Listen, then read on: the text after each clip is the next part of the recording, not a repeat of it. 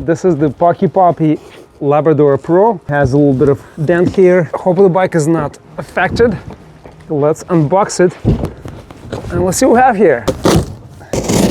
Yeah, this thing is really thick. Yes, I'm pretty sure the bike is not damaged because of the sticker box, but this is how it looks inside. Same accessory box, which is an amazing bike, guys. A little high price-wise, but you have dual sensor and all that good stuff. So go back there and check out the review. This is the top view. This is what you get in the box, and nicely packed, all wrapped around, and you have this nice cover, rain weather proof cover that is nice to have. Very nice addition.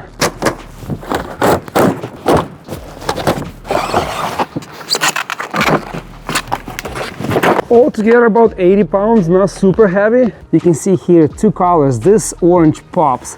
It's so nicely done. Dual suspension, great triangle, good drivetrain, nice aluminum chainring cover, Alto Shimano 7-speed CIS cassette. Here's the bike without the fenders, how it looks in off-road version. Here's the bike fully assembled, and this two-tone color actually looks very appealing. Motor, rear hub geared, only have the branding, there's no stats on it.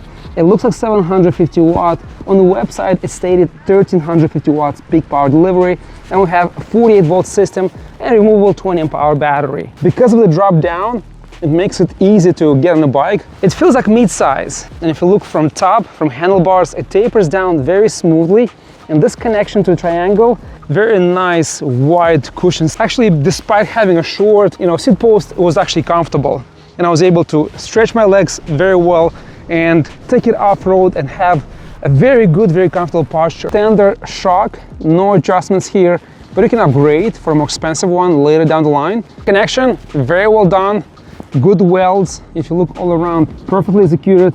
The paint is just fantastic. This orange is just incredible. You have 4 options and you can choose between this. I think the camouflage, if you're taking this bike off-road, if you're hunting, if you have a farm, if you're mostly off-road, will be even better looking.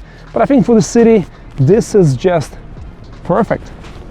The frame, despite being a massive bike, just looks so compact, so elegant, very smooth lines. You have an option to add here front rack, increase utility. So smooth, so elegant, perfect paint job, just flows naturally. Fantastic components for this price level, and the bike costs $14.99.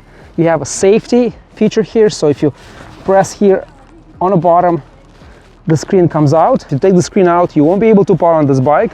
Good console, shifter underneath the way it's supposed to be, the bell, Logan hydraulic lever and brakes, very good high quality throttle here on the left hand side.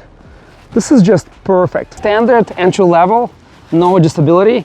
If you look on the other side here, you have some specs. I think it's 1,000 pounds, and you can upgrade this later down the line. But the frame, if you look at geometry, it's more capable. So if you upgrade the shock here, put something better, this can improve the handling and really, I mean, we'll see how it performs, but I feel like off the line, after testing so many bikes, if you improve here, the shock is gonna do so much more. The fender connection here on this model, it's so different.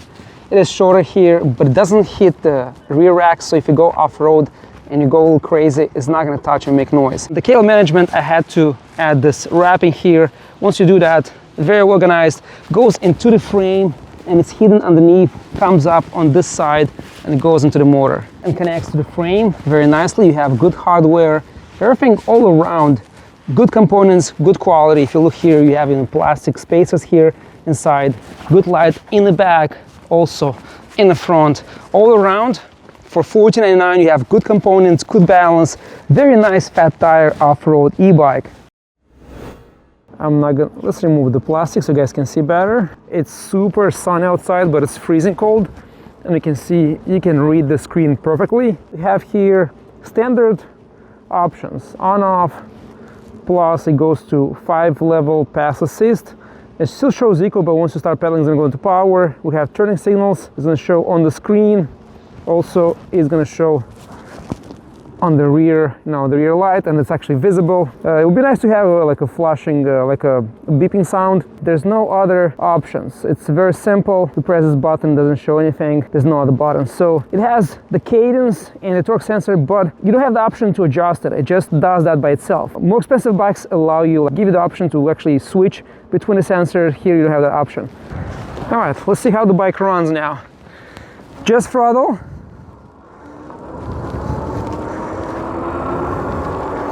Yeah, very smooth, very slow acceleration, and at 19-20 it stops. So that's a class 2 settings. And if you pedal, I'm not putting too much pressure on the pedals, just casual, regular pedaling, and we have 25 miles an hour, 26, 28, and that's very comfortable. 29, let's see if I pedal harder. 32 on the screen, 30 on the GPS, and I feel like it has resistance. It doesn't let you pass 30, which is to be expected.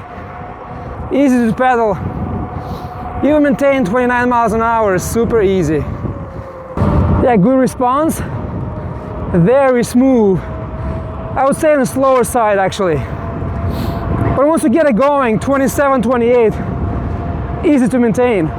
Stable, it doesn't jerk, it stays 28, 27, most 28, super stable. But I'll say as a class 3, it stays in 27, 28 constantly. But I think for a class 3 for 20 miles an hour, to stay legal, this is exactly what it should be. Yeah, this bike, if you're out of battery, you're not going to be able to like go past 7-8 miles an hour, especially now when it's windy, it's cold. You'll be struggling, but this 20 amp battery should give you a pretty decent range. On a single motor, I expect close to 30 miles in range easily. Super windy and cold, and the pickup is a little bit slow. And once you pass 20 miles an hour, it just goes.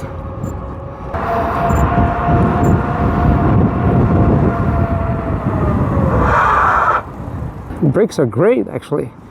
Take off pedaling and throttle. Easy. If you pull a little harder, it's gonna go. I mean, it's not super crazy fast, it's not slow. It's how a normal class 3 bike should perform. I can't complain or request or, you know, exaggerate. It's just a basic class 3 bike. And now I slide uphill here, let's see how it does. I'm gonna shift up. Yeah, it does okay.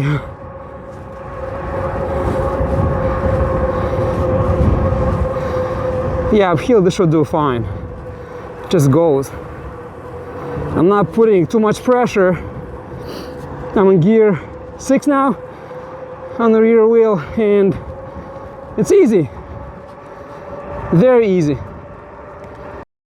Range. Tested the maximum 5th level with pedal assist, keeping the speed between 20 to 28 miles an hour. My weight 230 pounds, temperature 49 degrees, cold, and I managed to cover 28 miles in range. The bike was still pushing about 8 miles an hour on throttle at the end of the test, and with pedaling about 10 to 11 miles an hour. But I decided to stop. In the summertime, expect to get at least 30 to 40% more range. When it comes to suspension, we have standard entry level in the front, also in the back. On the road, it works perfectly well. We'll try to take it off-road and see how it does. On the front, you can see here, almost like 80 millimeters, maybe like 2.5 inches of travel. It will be greasy, very comfortable, only has open and lock position. This preload here doesn't actually do anything. The suspension for regular riding on streets is perfect. On mild to medium off-road, still does pretty okay and plenty of travel, feels comfortable, but once you hit some trails with deeper channels, stairs and much bigger drops, rocks on gravel, more aggressive riding and you pick up some speed, the front suspension on the rebound, it hits hard into the handlebar and it's noisy. It feels like the springs or the rubber part is supposed to catch all that energy and compress and slow it down. It's not there, or it's not working properly. The travel is still good, but overall just feel soft and so much noisy. Same with the rear shock, you feel how on the way up it just doesn't stop. Smaller travel, but on the way up it just hits back into the seat. Still manageable, but I think at this price level I would expect better suspension overall. Uphill, it does extremely well. Plenty of power, especially easy if you shift up. I did not power through here or build up speed, it went pretty easy. This bike will pretty much make it up on even more aggressive incline. For climbing, it's set up properly and it performs. Yeah, if you want performance, if you want really impressive performance in the front and on the frame, you can upgrade, but then the bike is going to be over $2,000. But the way it is, the way it comes, I think for a regular rider that just looks for commuting and handling medium to entry-level off-road, this is just good. This is good enough for this price level. And I'll show you two big differences. So this is the dual hub motor version that I reviewed 2 weeks ago, and this is a single motor in the back. If you look at the frame, they're both the same size. But because of the frame difference, how this goes down, and because of the more organic, more rounded, like lower connection, the bike just feels like a medium size, but it's a large frame size. And they're both actually the same size from axle to axle, and connection point from the seat to the frame, also on the front. This feels more user-friendly, more compact and more, I don't know, just easier kind of like get on the bike. And the lines are just so much more rounder versus this. And just looks, I think, more appealing, more cooler to me. Forks have the same travel, if you look, but this front fork has adjustability. It says here ABS Plus. This only lock and open. Big difference. So since it's a dual motor, you have the second controller outside. All here it's hidden, and if you look at the fender, shorter, much longer, and different connection. Here it hits the rear rack. Here is more space between the rack. Both bikes will accompany 5.4 up to 6.6 height rider easily. And you can also play with the seat post stem and make it longer or shorter. The front light is actually decent. It hits pretty far. It's not super bright. It's not too wide, not well defined, but it's doable. This is how it looks riding complete dark. Okay, just to show you with the cell phone, the Insta360 X4 might not actually show exactly how it looks, but on the phone I think it's better. And yeah, you can ride with the lights on the trail easily. It's actually pretty decently bright. The front view, we've seen this light on many scooters and other e-bikes, and let me show you the rear light. This is how it looks. It's not super bright, again decent, and we have turning signals here, so you can see the right turning signals. Again, not super bright, but decent and visible. Here are the brake lights, much more visible, much better, much brighter. When it comes to charging, you get this very tiny, very compact charger, and it is 2 amps, so perfect for traveling. The battery UL certified, and you can actually charge it outside the bike frame, and it takes a little bit over 10 hours to charge it from empty to fully charged. And here we have the specs: 960 watt-hour capacity, 48 volts, and yeah, same as the previous model, good quality. If you charge home, I recommend to get 4-amp charger. That'll be a little bit over 5 hours to completely charge from empty to full. Both bikes actually having good components, good performance. I had this bike for close to a month now, no issues, works as it should. This e-bike is for those that are looking for entry-level fat tire e-bike that will not break the bank and offer new features in a more user-friendly package. You get a big battery here, powerful motor, smooth acceleration, good components, great brakes, an e-bike that can do a little bit of everything. All links will be down below in the description box. Take a look. Thank you so much for watching, and I'll see you in the next one.